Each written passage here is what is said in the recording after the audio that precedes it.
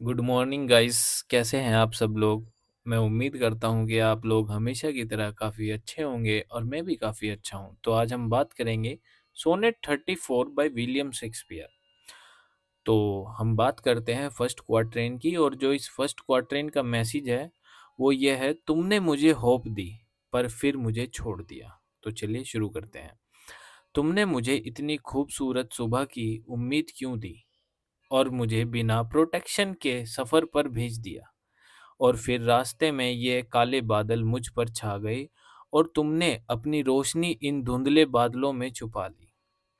यानी शेक्सपियर ये कह रहे हैं कि उनके लवर ने उन्हें उम्मीद दी, प्यार का एक ब्यूटीफुल सपना दिखाया, लेकिन फिर उन्हें सैड और लोनली छोड़ दिया, जैसे कोई सनी डे का वादा करे और फिर अचानक बारिश हो जाए। अब बात करते हैं सेकंड क्वार्टरन की। जो सेकंड क्वार्टरन का मैसेज है वो ये है: तुम्हारी कमी ने मुझे बहुत दुख दिया। ये काफ़ी नहीं है कि तुम बादलों के बीच से दोबारा दिखो और मेरी भीगी आंखों के आंसू सुखाने लगो, क्योंकि ऐसी दवा किसी काम की नहीं जो सिर्फ घाव भर दे, पर जो इज्जत चली गई उसे वापस ना ला सके। तो यहाँ पर शेक्सपियर ये कह रहे हैं कि अगर उनका लवर अब माफ़ी भी मांग ले तो उनका दुख पूरी तरह ख़त्म नहीं होगा। सिर्फ माफ़ी से वही ट्रस्ट और प्यार वापस नहीं आ सकता जो पहले था।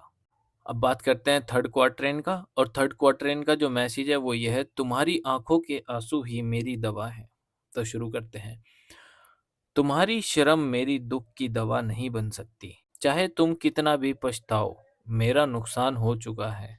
जो गलती करता है उसका दुख बस हल्का सा रिलीफ दे सकता है, लेकिन जो बंदा उस गलती का दुख उठाता है उसका पेन अलग ही होता है।